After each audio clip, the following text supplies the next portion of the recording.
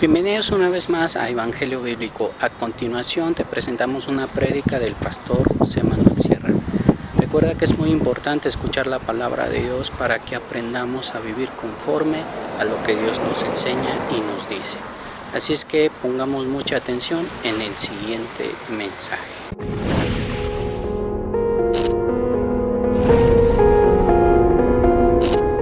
Ahí en la pantalla, esa palabra está lógicamente en hebreo, está compuesta por tres letras, la letra Bet, la letra Yod y la letra Tav, y esa palabra significa casa, Bet.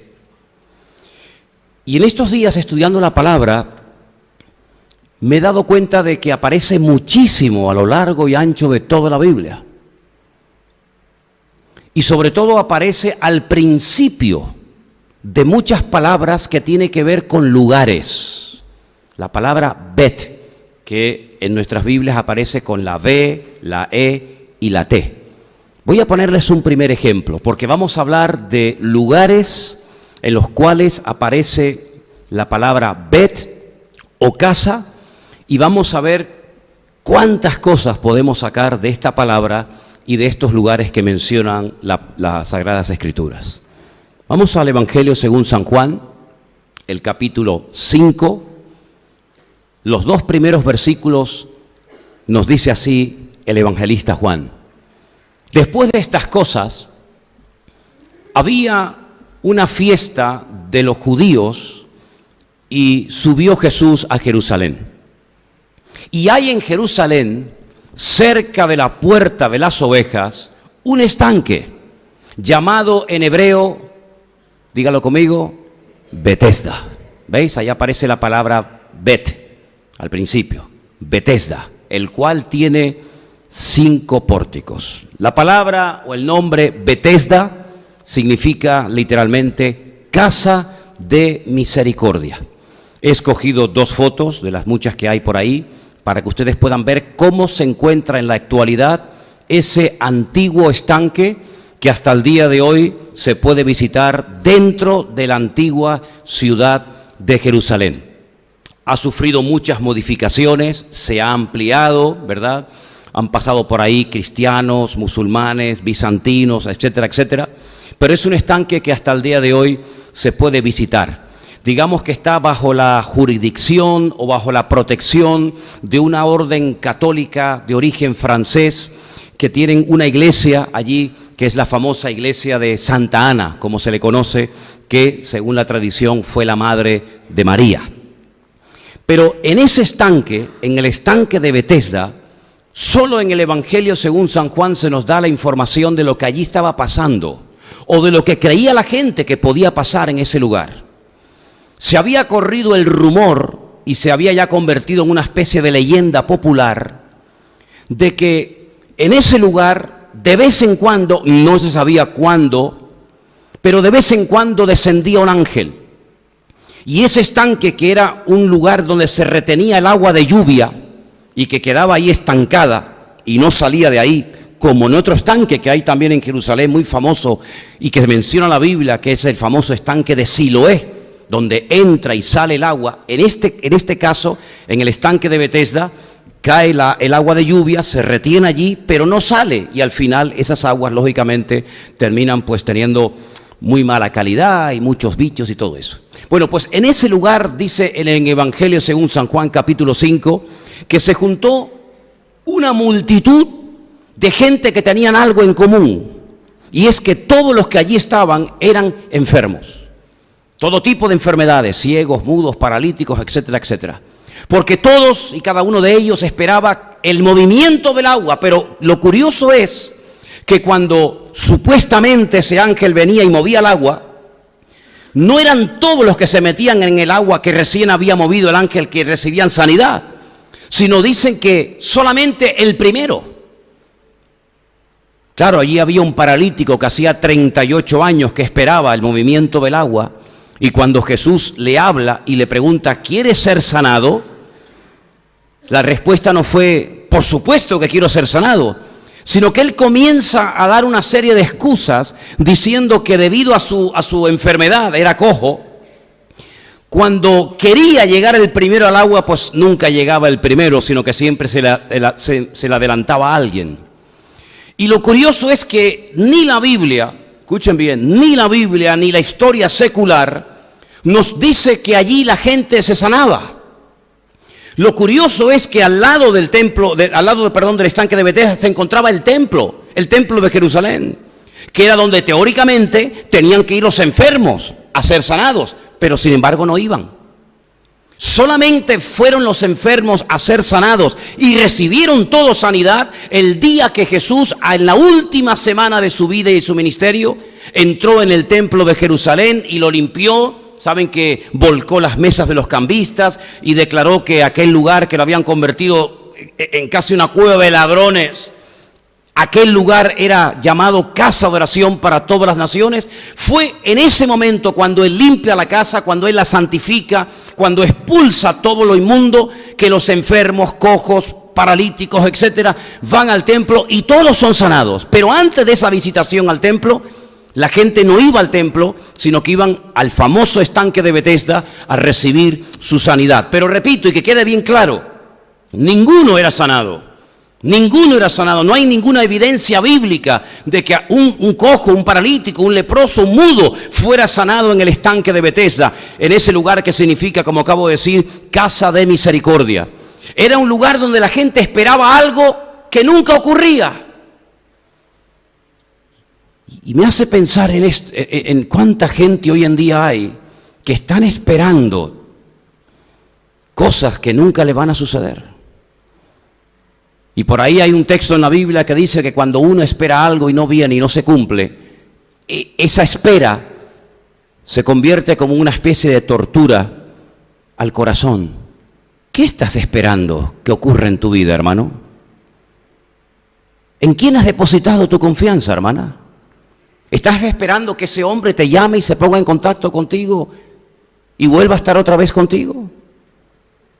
¿Qué es lo que estás esperando? ¿Que te llame ese hombre que te prometió un trabajo hace ya mucho tiempo y no te llama? ¿Qué es lo que estás esperando y en quién has puesto tu confianza? Esta gente estaba ahí un día, dos, una semana, un mes, un año, otro año. Y aquel pobre hombre llevaba 38 años tirado como un perro en el estanque de Betesda, en la casa de misericordia, pero que no ocurría nada. Allí había rutina, allí había monotonía, todos los días eran iguales. Los enfermos se realimentaban, cada uno se contaba sus penas y sus enfermedades y sus tragedias los unos a los otros. Nada cambiaba. Y hablo esta tarde del estanque de Betesda porque un día las cosas cambiaron. ¿Pero sabes cuándo cambiaron? ¿Cuando descendió el ángel y movió las aguas? No, porque nunca bajó ningún ángel.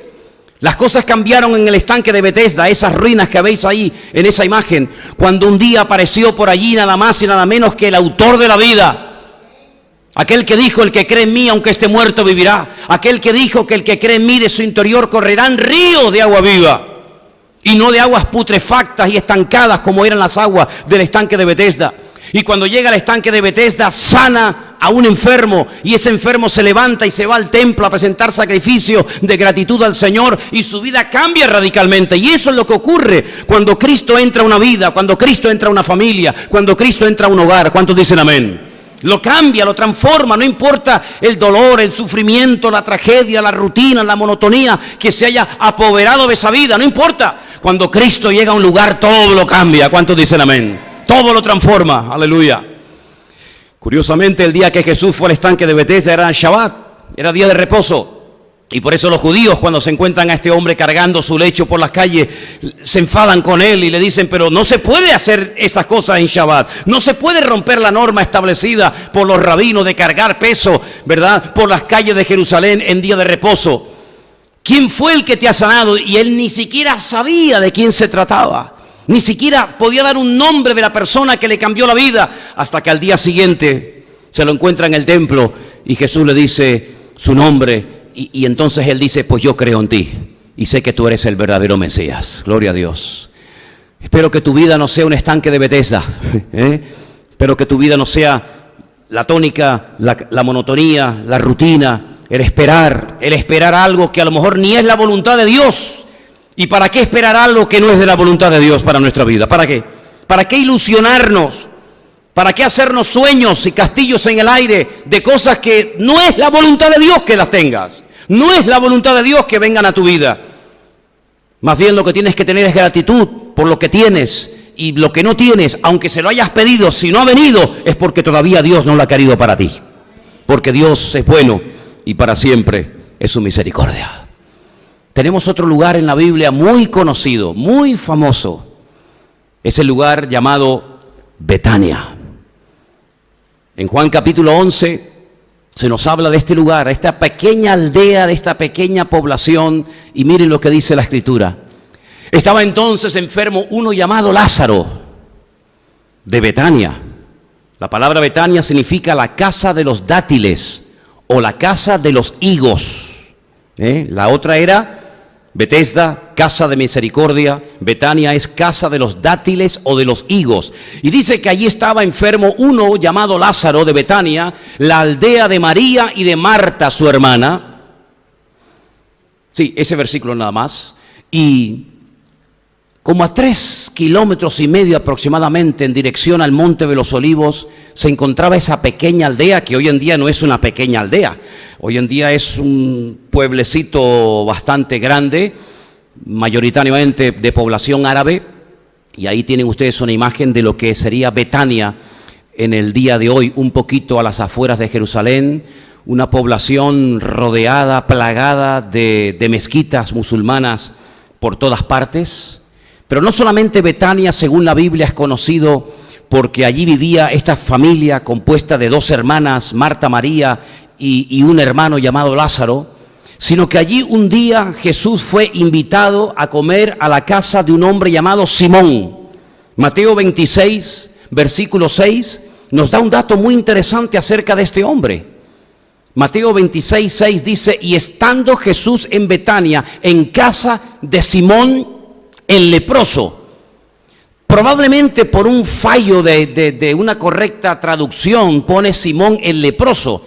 Tal vez tenía que haber dicho Simón el que fue leproso, porque si Simón fuera leproso no podía abrir las puertas de su casa para que la gente fuera a comer a su casa, porque los leprosos no podían vivir llevando una vida normal, invitando a la gente y saliendo por las calles como cualquier ser humano. Los leprosos eran expulsados a pedradas de las poblaciones y tenían que irse a refugiar a lugares lejanos y distantes, a veces en las montañas, para no contagiar a otras personas con su enfermedad. Así que probablemente Simón fue leproso. ¿Cómo se sanó? No lo sabemos. Tal vez fue uno de los muchos leprosos que el Señor sanó y por eso, en gratitud a su milagro recibido, invita a Cristo a comer a su casa. En fin, no lo sabemos. No quiero realmente hablar tanto de Simón el leproso, sino del lugar de Betania. Porque Betania, aunque es un lugar pequeño, era una aldea insignificante en los tiempos de Cristo, llegó a ser un lugar muy importante, porque en aquel lugar hay un cuadro de una familia destrozada. Hay un joven, un hombre llamado Lázaro que está muy grave, que está muy enfermo. Daros cuenta que en el Evangelio según San Juan no se nos habla de los padres de Lázaro ni de estas hermanas, lo cual quiere decir que ya habría muerto. Eso quiere decir que el responsable del mantenimiento material de ese hogar era Lázaro. Pero si Lázaro está enfermo y muere, el destino de estas mujeres es muy peligroso porque quedan en la más absoluta indigencia. Por lo tanto, ellas lo que hacen en un acto de amor, de fe y de una sabiduría tremenda, es anticiparse a la muerte y decirle al Señor, Señor, Lázaro, tu amigo, el que tú amas, está enfermo. Lo lógico, como dije el otro día, hubiera sido que Jesús dejara todo y fuera inmediatamente a la casa de Lázaro a sanarlo. Y si no podía ir, podía hacer otra cosa que había hecho muchas veces. Decir a los que fueron enviados, ir a la casa de Lázaro, que en este momento Lázaro ha sido sanado. ¿Sí? No era la primera vez que sanaba a distancia.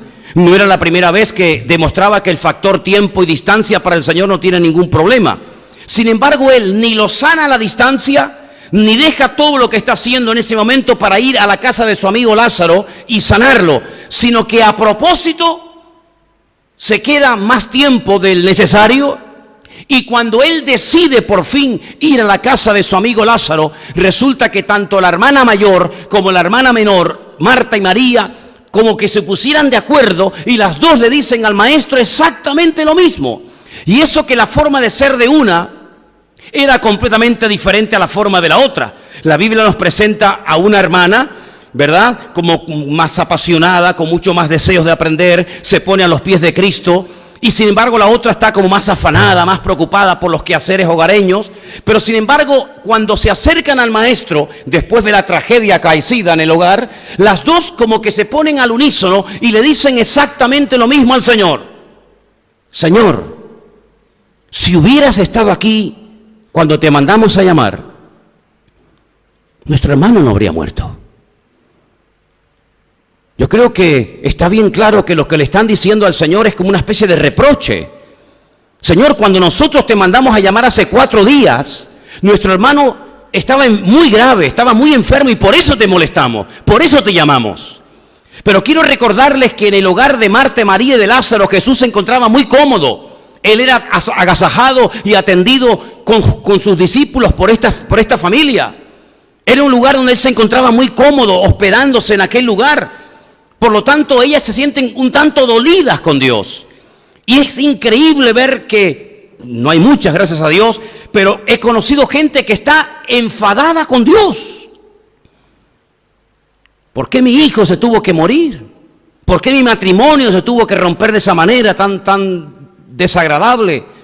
¿Por qué me tuvieron que echar de aquel trabajo? ¿Por qué me tuve que ir de mi país? ¿Y por qué no me respondiste a aquella oración? ¿Y por qué? ¿Y por qué? ¿Y por qué? Y acumulamos un montón de porqués delante de Dios que a veces como que nos nublan la vista y ahogan y apagan la fe de nuestra alma.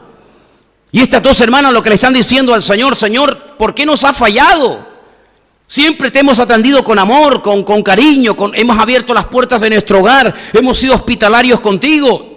Cuando a lo mejor en otros hogares no quieren saber nada de ti, tú aquí siempre tenías una cama y siempre tenías comida y agua y lo que te hiciera falta. Sin embargo, cuando te mandamos a llamar no viniste y ahora ya es como demasiado tarde. La culpa de lo que nos está pasando en el hogar la tienes tú, porque nosotros no dijimos, bueno, ya la llamaremos, sino que nosotros hicimos lo que tú nos has enseñado a hacer. Pedid y se os dará, buscad y hallaréis, llamad y se os abrirá. Nosotros lo que hicimos fue llamarte a ti, clamar a ti, orar a ti, pero tú no has respondido. Sin embargo, el Señor, antes de ir a la casa de Marta y de María, a sus discípulos les había dicho algo tremendo, que es bueno que lo recordemos en esta tarde. Cuando el Señor les dice a sus discípulos: ¿sabéis una cosa? Esta enfermedad que tiene Lázaro no es para muerte. La muerte no se va a llevar el premio, la muerte no se va a llevar la medalla, sino que esta enfermedad es para que el Hijo del Hombre sea glorificado a través de ella. En otras palabras, yo voy a utilizar esta tragedia familiar para asombrar al mundo y para que el mundo sea que cuando yo digo yo soy la resurrección y la vida, es verdad, porque lo voy a demostrar. Y un problema grande necesita sin lugar a dudas una intervención grande de parte de Dios. Pero es que ¿acaso nuestro Dios no es el Todopoderoso? Cuando Él llega a la casa de Marta y de María, hay desánimo, hay pesimismo, hay incluso hasta enfado con Él. Pero Él quiere cambiar las cosas. Y quiero que sepas que el Señor quiere cambiar las cosas negativas de tu vida, o las que tú crees que son negativas. Y resulta que el Señor se va al cementerio y piden que quiten la piedra y como que le ponen impedimento. No, deja, Señor, porque ya hace 4 días que ha muerto y hiede y deja las cosas como están. Hay gente que se queja, pero en el fondo no quieren cambiar. Hay gente que se lamenta de lo que tienen o de lo que no tienen, de lo que le pasó o los dejó de pasar, pero sin embargo no quieren dar ni un solo paso para que las cosas sean diferentes. Pero Jesús no quiere que te quejes y ahí te quedes, sino que el Señor quiere que, bueno, si te lamentas y te quejas, pero déjale a Él obrar. Déjale a Él tener la última palabra. Déjale a Él intervenir en tu tragedia y en tu miseria. Y cuando el Señor llega al cementerio, hasta se pone a llorar de ver el ambiente tan derrotista y tan negativo que había. Pero no importa el ambiente, lo importante es que le dejemos a Él obrar. Y el Señor hizo un milagro espectacular, porque nunca había resucitado un hombre después de tanto tiempo de haber estado muerto. Pero al Señor le da lo mismo resucitar a un hombre que acaba de morir hace 10 minutos, que resucitar a un hombre que hace 4 días que murió, o resucitar a una persona que hace miles de años que murió, porque cuando Él habla, la muerte retrocede, porque Él es el autor de la vida. ¿Cuántos dicen amén? Y Lázaro salió. Y así como en Bethesda tenemos que aprender a salir de la rutina y de no perder el tiempo haciéndonos ilusiones y castillos en el aire y sueños que no se van a cumplir nunca. Para mí Betania me enseña que no importa lo duro, lo difícil que sea una situación, si el Señor viene y habla y le permitimos obrar, el Señor puede cambiar nuestro lamento en baile. ¿Cuántos dicen amén?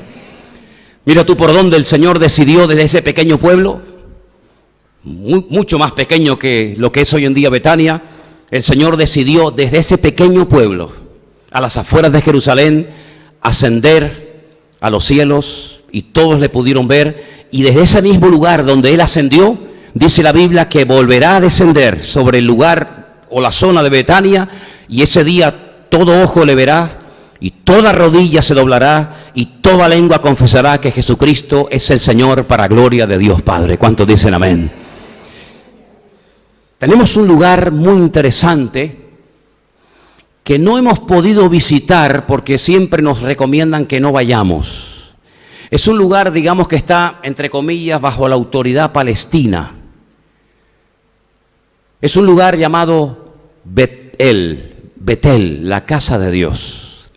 Si habéis prestado atención a la lectura que se leyó esta noche en el libro del Génesis, el capítulo 28, se leyó desde el versículo 10 hasta el versículo 22. Yo voy a leer el resto de la historia. Génesis 28, a partir del versículo 16. Repito, se leyó desde el 10 hasta el 22. Yo voy a leer a partir del versículo... Se leyó del 10 hasta el 16. ¿O se leyó todo? No. Hasta el 15. Yo arranco con el 16. Perdón. Jacob despertó de su sueño y dijo: ciertamente el Señor está en este lugar y yo no lo sabía. ¿Te habrá pasado a ti alguna vez que el Señor está contigo y no te has dado cuenta que está? Si Jacob, que era un hombre de Dios, llegó a estar en un lugar donde Dios estaba y no se había percatado de la presencia del Señor, ¿cuánto más te puede pasar a ti y a mí? Que Dios está contigo en tu circunstancia, en tu dolor, en tu tragedia, en tu enfermedad, en tu temor o en lo que sea, y no te has dado cuenta. Bueno, pues eso fue lo que le pasó a Jacob cuando se despertó del sueño. Que ciertamente Dios está en este lugar y yo no lo sabía. Dice, y tuve miedo y dijo, cuán terrible es este lugar. No es otra cosa que casa de Dios. Betel significa casa de Dios. Bet, casa, el Dios. Y puerta del cielo.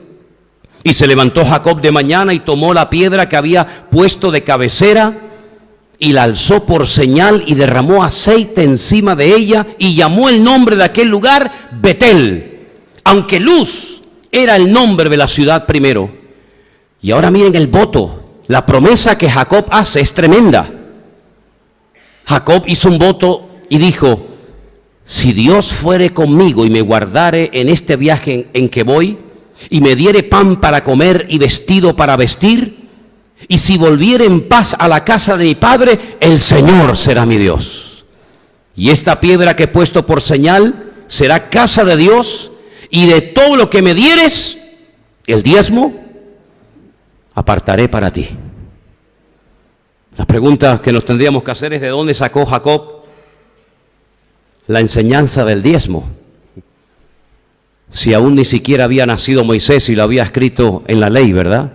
Pero bueno, ya él sabía que su abuelo Abraham le había dado a un tal Melchizedek, el rey de justicia, los diezmos cuando venía de derrotar a unos reyes tremendamente poderosos, ¿verdad? Pero bueno, vamos a dejarlo ahí. Porque yo creo que cuando una persona tiene comunión con Dios, aunque no sea un gran lector de la Biblia, el Espíritu que mora en tu corazón te muestra la verdad y te guía por el camino de la verdad. Porque el Señor Jesucristo dijo que Él tomará de lo mío y os lo hará saber. Y Él me glorificará a mí y Él os guiará a toda la verdad.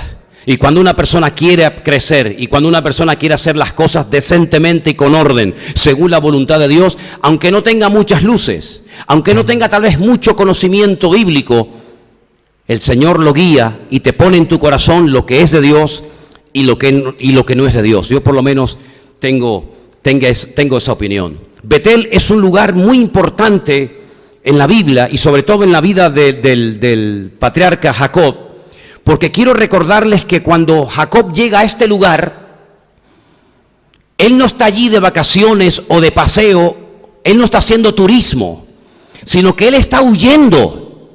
Él acaba de engañar a su propio padre. En aquellos tiempos, al Bejor, al primogénito, se le ponía la mano encima y se le bendecía y se le transmitía la bendición espiritual y también lógicamente se le daba bendición material. Luego ya al segundo, al tercero o a los sucesivos hermanos se les bendecía de una forma tal vez más humilde o más modesta, pero era generalmente al primogénito, al mayor, al que se le daba la preponderancia y la bendición mayor. Pero la Biblia nos enseña que Jacob había comprado el derecho a la primogenitura a su hermano Esaú, porque Esaú la menospreció. Esaú llegó a decir en alta voz: ¿y para qué me va a servir a mí la primogenitura? ¿Para qué quiero yo tener la bendición espiritual en mi vida? Es decir, dice la Biblia que no valoró la bendición de Dios. Como él se sabía buscar la vida, como él era un cazador y él iba al campo y mataba al animal que quería comer, pues él vivía el día a día. Pero Jacob tenía una visión, tenía una actitud espiritual diferente a la de su hermano Esaú. Jacob sabía que en la vida no solamente lo importante es tener. Jacob sabía que lo importante en la vida es ser. Pero lo que tienes no te hace persona. Lo que tienes te da una falsa seguridad en muchos casos. Pero si tú eres un hombre cercano al corazón de Dios, aunque no tengas mucho, la bendición de Dios es la que enriquece el alma, dice la Biblia. Y Jacob peleó con uñas y dientes. Tal vez el fin no justifica los medios, pero en el fondo lo que Jacob quería era la bendición espiritual de su padre Isaac. Pero claro, era tan diferente el aspecto físico de uno al otro. Uno era como un oso tremendamente peludo y velludo, y Jacob era lampiño. Uno era un hombre quieto, dice la Biblia, un hombre que meditaba, un hombre que pensaba en las cosas del Señor, y el otro era activo, siempre estaba cazando, siempre estaba, ¿verdad?, con su arco, con su flecha, con sus animales. Pero su madre ideó un plan para que su hijo obtuviera la bendición de su padre. Y todos conocemos la historia. Dice que le puso pieles de animales encima de sus brazos, lo velludo que tenía que hacer Esaú. Y su padre, que ya había perdido la visión física y espiritual, fue engañado porque le falló el olfato, le falló el oído, le falló el tacto, le falló la vista y le falló el alma. Y bendice sin querer a Jacob en lugar de Esaú. Y cuando Esaú llega del campo y se ve engañado por su hermano, entre comillas lo de engañado digo, decide matarlo tan pronto muera su padre. Por lo tanto su madre decide, Rebeca, que huya bien lejos para que su hermano no lleve a cabo el plan de matarlo y acabar con la descendencia. Y entonces él huye, muerto de miedo, asustado, porque Esaú es un hombre violento, un hombre agresivo, un hombre que va por él, aunque sea su hermano gemelo. Y entonces él llega a un lugar cansado del camino, asustado, con la bendición de Dios, pero sin nada. Y él se queda dormido y tiene un sueño. Y en ese sueño ve una escalera. Y en lo alto de la escalera dice que está Dios. Y el otro extremo de la escalera toca tierra. Y dice que él ve ángeles que suben y bajan. Es curioso que no dice ángeles que bajan y que suben, sino ángeles que están aquí, pero que suben y bajan de esa escalera. Y allí Dios le promete tres cosas. Le promete que lo va a proteger, que no tenga ningún temor, que Dios lo va a proteger, que Dios lo va a cuidar, que él va a ser dueño de una tierra que no solamente le va a servir a él, sino a su descendencia, donde poder vivir, y que va a tener una descendencia inmensa como las estrellas del cielo y como la arena del desierto. Él recibe esas promesas y él a su vez le promete a Dios que si eso es verdad, si él no pasa hambre, si él es protegido, si él logra ir al extranjero y volver a su tierra el día de mañana, él serviría a Dios con toda su alma y con todo su corazón, y de todo lo que obtuviera en la vida le daría la 10ª parte al Señor. Y es en ese lugar donde él pacta con Dios. No hay nada, no hay personas, no hay animales, pero hay una piedra que le sirvió, dice que como almohada. Desde ese día estoy durmiendo con una almohada muy dura. Por si acaso una noche sueño el sueño de Jacob. Y unge la piedra con aceite y allá hace un voto al Señor y se va. Y después de 22 años vuelve otra vez a ese lugar donde él dice que aquel lugar era casa de Dios y puerta del cielo. Pero es en ese lugar donde él descubre que aunque a Dios no se le vea ni se le sienta, Dios siempre ha prometido estar contigo. Y él guardará tu salida y tu entrada desde ahora y para siempre. Casa de Dios se llama, o es la traducción del nombre Betel, casa de Dios.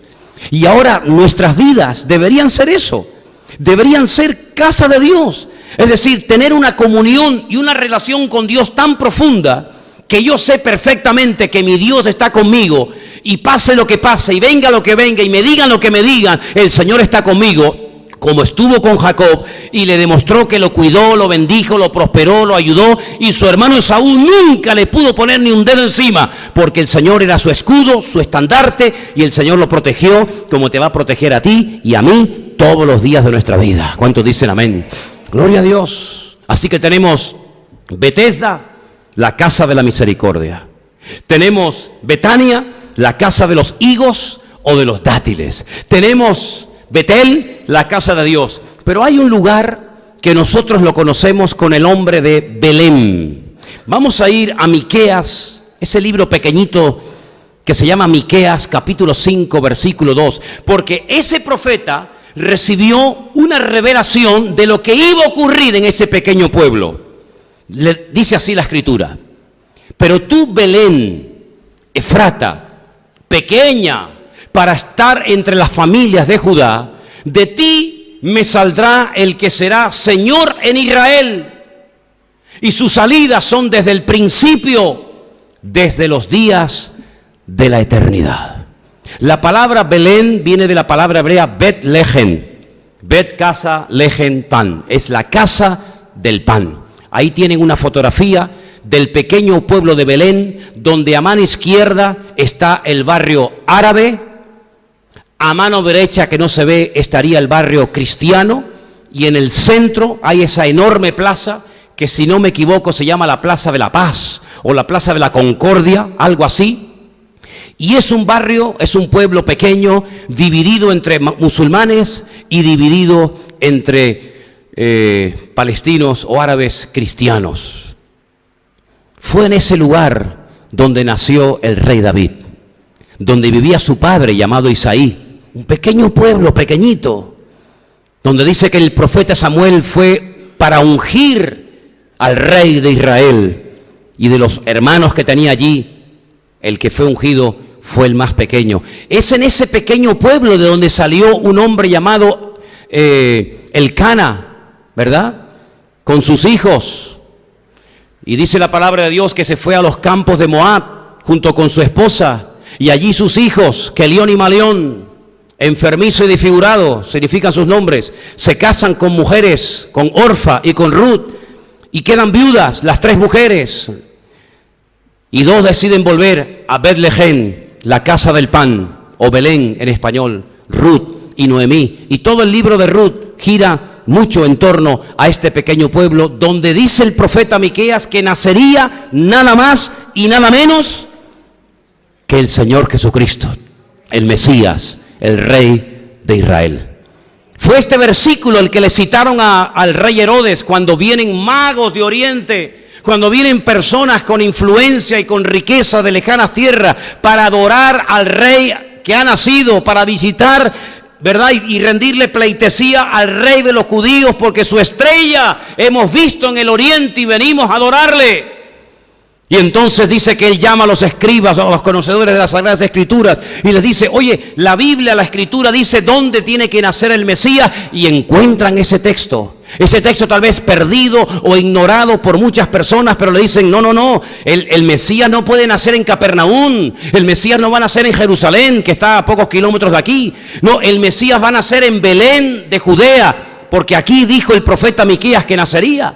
Así que para mí, Belén es un lugar muy importante porque es un lugar que nos habla de provisión. Durante un tiempo no había hambre, no había necesidades. Durante un tiempo no había provisión, había mucha necesidad. Tenían que emigrar al extranjero, pero las cosas cambiaron. Porque lo que es imposible para el hombre es posible para Dios. Y cerca de ese lugar hay una tumba muy famosa, que no se visita mucho, lamentablemente, pero cerca de ese lugar, dando a luz, murió una gran mujer de Dios. Dice que murió en el parto. ¿Saben de quién me refiero? Me estoy refiriendo a Raquel, la amada y queridísima esposa del patriarca Jacob. Dice que murió en el parto mientras paría a Benjamín. Allí murió, y muy cerca de Belén es donde ella está enterrada. Un pequeño lugar. Las cosas pequeñas muchas veces se convierten en cosas muy importantes, pero no porque crecen o porque se hacen prósperas por sí mismas, sino que las cosas pequeñas e insignificantes llegan a ser importantes porque Cristo es el que marca la diferencia y el que hace que lo pequeño se haga grande y el que hace que la muerte se convierta en luz. Por eso no importa que tu estado sea pequeño, porque la Biblia dice que aunque nuestro pequeño estado inicial sea pequeño, nuestro postrer estado puede llegar a ser muy grande, porque lo que le da valor y grandeza a nuestra vida es la presencia del Señor en nuestros corazones. ¿Cuántos dicen amén? Avanzamos. Nos vamos, en este caso, a 1 Samuel, capítulo 6, versículo del 12 en adelante. Encontramos otra vez la palabra Bet. En este caso, Bet Shemesh, en hebreo. Vamos a ver cómo lo dice en español, no recuerdo cómo lo dice. Bet Semes, ahí lo pone. Las vacas se encaminaron por el camino de Bet Semes, en hebreo es Bet Shemesh, la casa del sol. Shemes es sol, Bet es casa. Seguían camino recto, andando y bramando sin apartarse ni a derecha ni a izquierda, y los príncipes de los filisteos fueron tras ellas hasta el límite de Bet Shemesh, la casa del sol. Y los de Bet Shemesh segaban el trigo en el valle y alzando los ojos vieron el arca y se regocijaron cuando la vieron. Ahora déjenme que les cuente un poco la historia. Un día en una batalla Israel está perdiendo, los filisteos están superando en el combate al pueblo de Israel. No se les ocurre otra cosa que recurrir al arca de la alianza, al arca del pacto, como si fuera una especie de mueble mágico, ¿verdad? Una especie de varita mágica, que en cuanto venga al campamento todo lo va a solucionar. Aunque tu vida sea un desastre, aunque no haya comunión con Dios, aunque haya idolatría, aunque haya desobediencia, pero traemos el mueble sagrado y todo se va a solucionar. Se confundieron. Querían hacer una manipulación, un mal uso de un mueble sagrado que representaba la comunión de Dios con el pueblo y del pueblo con Dios. Pero ellos pensaban que el mero hecho de traer el mueble sagrado del arca, ya lo iba a solucionar todo, aunque no hubiera un cambio de corazón. Dice la Biblia que se entabla la guerra entre filisteos y el pueblo de Israel, y los filisteos capturan el arca. La roban, se la llevan a su tierra, la ponen en el templo de su Dios, el más importante, el hombre en forma de pez, como si fuera una especie de sirena. Así era la figura de Dagón, la mitad para arriba, hombre, de la mitad para abajo, una cola de pez. Y allí colocan el arca de la alianza. Dice que al día siguiente Dagón aparece tumbado, postrado ante el arca de la alianza. Y ocurrió en varias ocasiones. La gente comienza a enfermar. La gente comienza a tener todo tipo de tumores, se la pasan de una ciudad a otra, llega el arca de la alianza a una ciudad, la gente empieza a enfermarse, la gente empieza a morir, la agarran, la mandan para otro sitio, al final los filisteos deciden, hay que sacar este mueble de nosotros porque nos va a terminar matando a todos. Mientras tanto Israel lloraba por la pérdida del arca de la alianza. El día que los filisteos robaron el arca, Elí, el sacerdote, cayó hacia atrás y se esnuncó y se mató. Ese día sus hijos, Ofni y Fines, murieron. Una de sus nueras comienza a parir y, si no recuerdo mal, creo que termina muriendo en el parto. Fue una tragedia nacional. El país nunca volvería a ser lo mismo. El enemigo nos ha robado la gloria de Dios. El enemigo se ha apoderado de la presencia de nuestro Dios. Estamos perdidos. Estamos como un barco a la deriva, como que le arrancaran el timón y se va contra los acantilados. Esta gente lloraba cada día y se lamentaba. ¿Qué será del arca de la alianza? Mientras tanto, en el terreno del enemigo, los filisteos comienzan a pedir consejo a sus sabios, a sus sacerdotes, y entonces deciden devolver el arca de la alianza al pueblo de Israel. Y entonces ponen una prueba que es humanamente hablando imposible que se cumpla. Ponen el arca de la alianza encima de un carro nuevo, tirado por unas vacas que están recién paridas, que jamás en la vida van a abandonar a sus terneros. Pero ellos dicen, vamos a poner el arca de la alianza encima del carromato, que las vacas comiencen a caminar mientras oyen los alaridos, pobrecitos, los bramidos de sus terneros. Y si vemos que las vacas no se paran ni retroceden, sino que siguen adelante, pues puede ser que el Dios esté con todo esto. Y si se paran y regresan, pues todo esto ha sido producto de la casualidad y de una mala interpretación de las circunstancias. Lo que ocurrió es que las vacas siguieron adelante y llegaron solitas tirando de aquel carromato con el arca de la alianza encima, y llegaron a un campo donde estaban llevando una vida rutinaria, donde estaban tristes por la pérdida del arca. Mientras tanto el Señor estaba obrando. Esto me recuerda cuando la iglesia estaba triste y la iglesia estaba asustada y la iglesia en Jerusalén estaba encerrada porque por la mañana habían matado a uno de los pastores de la iglesia, le habían cortado el cuello a Santiago, y a otro pastor de la iglesia lo habían metido en la cárcel y seguramente lo iban a matar al día siguiente, a Pedro. Pero dice la Biblia que la iglesia se pone a orar y a clamar durante la noche, y mientras la iglesia ora, Dios actúa en el cielo. ¿Cuántos dicen amén? Y dice que mientras la iglesia oraba y seguramente se quebrantaba y oraba, un ángel del Señor sacaba de la cárcel a Pedro y de repente aparece en medio del culto. Así es cuando comenzamos a orar nosotros. Aunque aparentemente todo sigue igual, aunque nada ha cambiado, aunque el mismo clima, la misma estatura, el mismo país, la misma tierra, la misma cosa, pero sin embargo cuando la iglesia ora, el Señor obra de formas increíbles. Y las vacas comenzaron a caminar rumbo a Bet-Shemesh, la casa del sol, donde ya no había sol, donde ya no había alegría, había tristeza porque el enemigo había robado la gloria del Señor. Pero sin embargo, con Dios no puede nadie. Dagón quedó humillado, los filisteos quedaron avergonzados, porque Dios nunca pierde, Dios siempre gana. Y quiero decirte que cuando tú estás orando por algo, aunque aparentemente las cosas sigan igual, aunque no haya cambiado nada, la gloria del Señor viene en camino, la respuesta viene en camino, porque la Biblia dice que si clamamos a Él, Él va a responder y nos enseñará cosas grandes y oculta que nosotros no conocemos. ¿Cuántos dicen amén? Ese es nuestro Dios. Así que clamen, oren a Dios y Dios va a obrar milagros. Aleluya, gloria a Dios. Ellos van al campo a trabajar como cualquier otro día, una vida rutinaria, sol, trabajo, fatiga. Pero sin embargo, mientras están trabajando, de repente les cae la sorpresa y miran al horizonte y ven venir solita, tirada por aquellas vacas recién paridas, el arca de la alianza. Cuidado, porque cuando recibimos la respuesta, no es para hacer lo que nos da la gana. Como dijo aquel una vez que el Señor sanó y dijo, ay, ahora que el Señor me sanó, ahora puedo volver a emborracharme sin miedo a enfermarme. Cuidado. Ellos cuando vieron llegar el arca, comenzaron a meter la mano, comenzaron a mirar dentro, y dice que cayeron ese día un montón de gente muerta.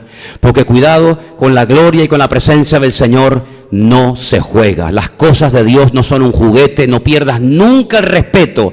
Aunque lleves toda la vida aquí dentro, no pierdas nunca el respeto a este lugar. No pierdas nunca el respeto a este sagrado libro que tienes en tu mano. Trátalo con cariño y con amor. No te lo lleves al baño, no lo trates a la patada, no lo pongas en el suelo, porque estamos hablando de las sagradas escrituras de la palabra del Señor. No pierdas nunca el respeto, no entres en el compadreo de decir, yo controlo, yo sé, yo doy mi cuidado. El arca de la alianza llegó, pero no para que se la tomaran a la ligera, sino para que hubiera un respeto y un temor de Dios, que muchas veces es lo que falta. Y el temor de Dios es el principio de la sabiduría, dice la Escritura.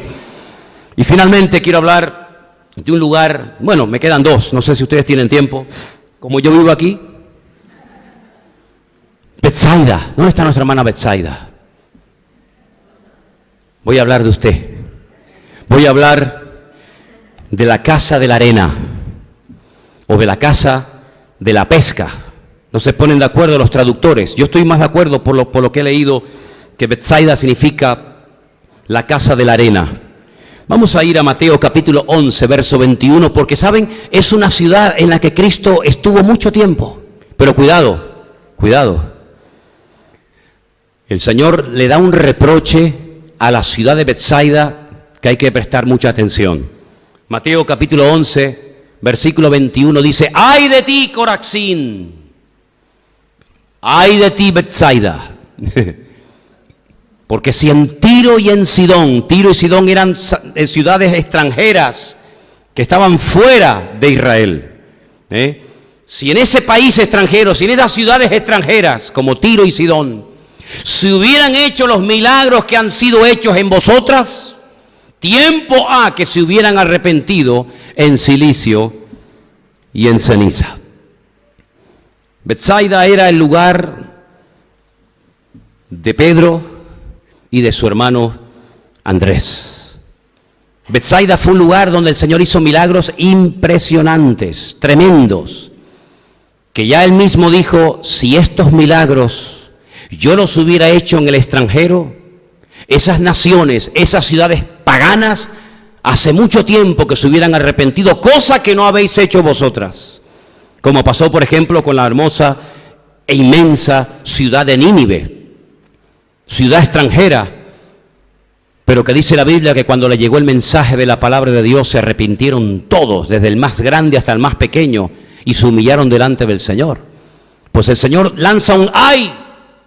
¡Ay! ¿Qué ha pasado contigo, Corazín y Betsaida? Tanta gloria, tantos milagros, tanta presencia, tanta manifestación de mi poder, al final no ha servido de nada. Es en ese lugar donde el Señor hizo uno de los milagros más espectaculares de su ministerio. Milagro que explicarlo con palabras resulta muy difícil. Porque es un milagro de multiplicación, no es un milagro de sanidad, no es un milagro de liberación. Es un milagro de multiplicación, que con unos cuantos panes y unos poquitos peces dio de comer como mínimo a 5,000 varones, sin contar mujeres y niños. Fue allí, en ese lugar, en Betsaida. Sin embargo, Betsaida es una advertencia para nosotros los cristianos de no dejar nunca de ser agradecidos y de valorar las bendiciones de Dios y de valorar lo que Dios ha hecho en nuestras vidas. Betsaida es como un punto negro en el ministerio de Jesús, en el sentido de que eran ciudades que habían visto la gloria de Dios como no habían visto otras ciudades, pero no había habido cambio. No había habido realmente un arrepentimiento genuino, sino que no valoraron lo que Dios estaba haciendo entre ellos. Y yo me pregunto, ¿por qué hay personas que han sido sanadas, que han sido salvados de la muerte y al final le pagan tan mal al Señor? ¿Verdad? Todos conocemos a personas que decimos: si no fuera por la misericordia que Dios tuvo con este hombre, hoy estaría muerto. Dios lo sanó, Dios lo liberó, Dios lo cambió, Dios hizo esto, Dios hizo aquello, pero sin embargo como que no le dan ninguna importancia, no le dan ningún valor. Y eso fue lo que le pasó a la ciudad de Betsaida. Jesús dijo: ay, si yo hubiera hecho estos milagros en otro sitio, en esos sitios me estarían adorando. Y en esos sitios habría arrepentimiento, pero del verdadero, del genuino. Sin embargo, a ustedes como que nada les afecta, nada les cambia. Y por eso, queridos hermanos, que Dios nos ayude a todos y a cada uno de nosotros a valorar lo que tenemos y lo que hemos recibido de parte del Señor. Seamos agradecidos con lo que tenemos y con lo que no tenemos también. Con lo que nos ha pasado hasta el día de hoy y con lo que todavía tal vez no nos ha pasado, pero seamos agradecidos, no seamos ingratos como los habitantes de Corazín y de Betsaida, personas que no valoraron la bendición de Dios y la presencia de Cristo en sus vidas. Y finalmente quiero hablar de un último lugar que está bien al norte de Israel. Es una ciudad que se puede visitar. Hay una parte moderna y hay una parte que es una joya. Es una maravilla ver la ciudad de Bet-Shean, la antigua, porque es una antigua ciudad romana que se conserva en un estado realmente espectacular. Una ciudad inmensa al norte de Israel, y en esa ciudad, dentro de esa antigua ciudad, hay un monte que es el famoso monte de Gilboa, donde vamos a leer una historia y con esta ciudad terminamos. Primera de Samuel 31, versículo 10. La ciudad de Bet-Sham, la ciudad del reposo. Así significa Bet-Sham o Bet-Shean, la ciudad del reposo. Primera de Samuel 31, 10. Pusieron sus armas en el templo de Astarot y colgaron su cuerpo en el muro de Bet-Sham, o de Bet-Shean, o de Bet-San, como dice ahí en la Reina Valera. Allí está el famoso monte Gilboa. Allí fue donde colgaron a Saúl y a Jonatán y al resto de sus hijos. Un lugar terrible, donde Israel vio de una forma gráfica que lo que empieza mal, termina peor. Allí Israel se dio cuenta que las consecuencias de la desobediencia siempre son las mismas: la muerte y la destrucción. Aquel hombre tan grande, tan carismático y tan imponente como era Saúl, que dice que de hombros para arriba no había otro tan alto como él en todo el país. Aquel juguete se rompió y aquel sueño roto, ¿verdad?, llevó al país a la ruina económica, a la decadencia espiritual como nunca antes, hasta el punto que la gente estaba llena de deudas, amargados, frustrados, deprimidos, desilusionados, porque Saúl había llevado al país a la ruina y su estado espiritual, que era desastroso, lo terminó contagiando a sus hijos, a su familia, a sus soldados y a todo el país. Y allí en Bet-Shean hay el monte Gilboa, desde el cual hay una panorámica espectacular del valle de Megiddo o el valle de Jezreel, valle donde se llevará a cabo la famosa batalla de Armagedón. Y en lo alto de ese monte hay una estatua de una mujer así con las manos levantadas, con una escalera que se puede llegar hasta arriba, y hay una panorámica, ya les digo, realmente tremenda. Pues en ese monte, en esa ciudad, fue donde colgaron, y allí terminó la vida y el reinado de Saúl, el primer rey de Israel. ¿Por qué he dejado para el final esta ciudad que significa la casa del reposo? Porque hay dos tipos de reposo: el reposo genuino y verdadero que Dios nos da, y ese reposo ficticio, ese letargo espiritual, ese adormecimiento por parte de las almas inconstantes que no tienen comunión diaria y permanente con el Señor, que les lleva a vivir una vida desprovista de compromiso, desprovista de seriedad, desprovisto de santidad y de entrega al Señor. Sí, teóricamente allí reposó Saúl, pero hombres valientes caminaron toda la noche jugándose la vida, caminando entre enemigos para subirse a lo alto del monte Gilboa, descolgar a Saúl y a sus hijos y llevarlos y darles una especie de entierro lo más digno posible dentro de la tragedia experimentada por Israel. Si tienes que reposar y descansar, que sea el verdadero Shabbat, el verdadero Shalom de Dios, el reposo del Señor, que es el que verdaderamente merece la pena. Todos los demás reposos no sirven para nada. Por eso el apóstol Pablo, cuando le escribe una carta a los hermanos de Roma, les dice: hermanos, es hora de levantarnos y de despertarnos del sueño, porque muchas veces estamos como dormidos, estamos como adormecidos, estamos como anestesiados ante un mundo que perece y un mundo que va derecho a la destrucción y al abismo, porque le ha dado las espaldas al Señor. Y por eso esta ciudad, Bet-Shean, es una ciudad de verdad que cuando uno va, todos son piedras rotas, todos son recuerdos, todos historias, pero no hay novedad de vida, no hay nada nuevo que contar, sino siempre es contar lo pasado. Y el Señor nos enseña que lo pasado está, pero que el que está en Cristo es nueva criatura, y no tenemos que mirar al pasado para escarbar en el baúl de los recuerdos y sacar un testimonio que tenga vida y que tenga, verdad, santidad, sino que hoy por hoy es el día aceptable, el día que el Señor ha creado para que nos gocemos y nos deleitemos en Él. Así que, queridos hermanos, en todas estas ciudades y lugares donde aparece la palabra Bet, la palabra casa, ya sabéis lo que significa.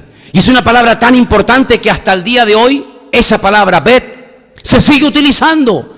A lo que se llama o se conoce como el nombre de sinagoga o casa de estudio se le llama Bet Knesset. La casa de estudio. ¿Y qué es una casa de estudio? Una sinagoga donde se estudia ¿qué? La palabra de Dios. Y cuando vas al hospital a visitar a los enfermos, ¿cómo lo llaman? El Bet Jolín. Jolín. La casa de los enfermos. Pero cuando vas al cementerio, vas a visitar el Bet Hayim, que es la casa de los vivos. Sí.